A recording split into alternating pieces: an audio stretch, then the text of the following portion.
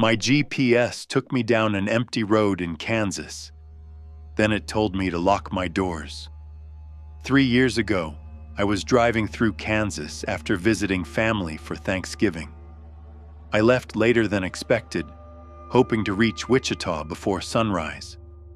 Around midnight, heavy fog rolled across the highway, and my GPS suddenly rerouted me onto a smaller road to save time.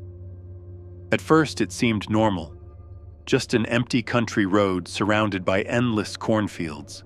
No houses, no gas stations, no lights except my headlights cutting through the fog. After about 20 minutes, I realized I hadn't passed a single car. Not one. The road just stretched endlessly through the fields. That's when my GPS froze. The screen glitched for a second before the voice calmly said, "Lock your doors." I frowned. Then the voice repeated louder, "Lock your doors now." My stomach tightened immediately. I hit the lock button without thinking. A few seconds later, I saw someone standing in the middle of the road ahead. A tall man wearing dirty overalls, motionless, head tilted slightly downward. I slowed the car, expecting him to move. He didn't. Then I noticed something worse. Shapes moving in the cornfields beside the road. People, standing silently between the rows, watching my car. The GPS suddenly spoke again. "Do not stop." The figures slowly started walking toward the road. Not running, just calmly stepping through the corn. Their movements looked strange, jerky, almost unnatural. I gripped the steering wheel harder and pressed the gas pedal. As I got closer, the man in overalls slowly lifted his head and smiled. Too wide. Way too wide. At the last second, he stepped aside and let the car pass. As my headlights swept across the fields, I realized there weren't just a few people out there. There were dozens.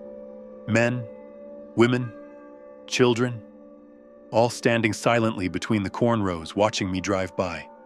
Every single one smiling. I sped down the road as fast as I could.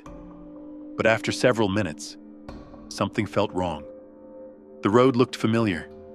The same broken fence. The same rusted mailbox. I realized I was somehow driving in circles. Then my headlights illuminated the man in overalls again, standing in the middle of the road ahead, waiting. This time he wasn't alone. Several figures stood beside him now, still smiling, still watching. My chest tightened with panic. I turned the wheel hard onto another road branching through the fields and nearly lost control of the car on the gravel. The GPS screen went black completely. Then static crackled through the speakers. A voice whispered softly, "You shouldn't leave the road." That's when something slammed against the side of my car. Bang! I looked toward the passenger window and nearly screamed. A woman was running beside the car through the corn, smiling at me, keeping pace perfectly, even at 50 miles per hour. More figures started appearing between the fields, some walking, some standing still, some much too close to the road. Every single face turned toward me. Then suddenly, my headlights caught something hanging from one of the wooden fence posts beside the road. Animal bones, dozens of them tied together with rope, and beneath them, a wooden sign carved by hand, "Harvest Time." I slammed the gas pedal to the floor. The engine screamed as the car bounced violently across the uneven road.